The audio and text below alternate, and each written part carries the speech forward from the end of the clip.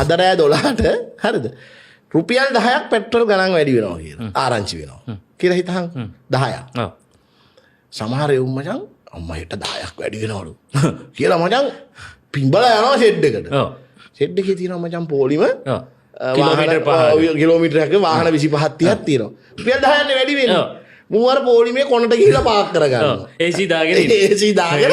start මෝටරේ ගහන්න ඕනේ මචං එතන ඉඳලා මෙතනට එන්න සාමාන්‍යයෙන් 48 වතාවක් විතර ගන්න ඕනේ එන්න තියෙන්නේ ෆස්ට් එකේ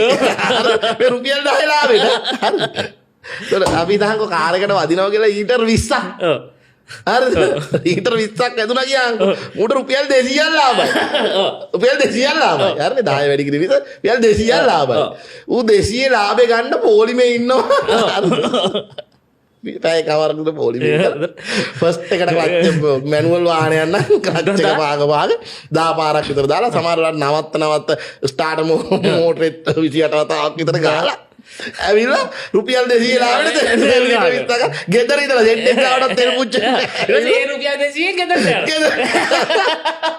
මෙවන් නැසිරි වජ්ජාතිය ආයි ලොවෙන් උදාරයි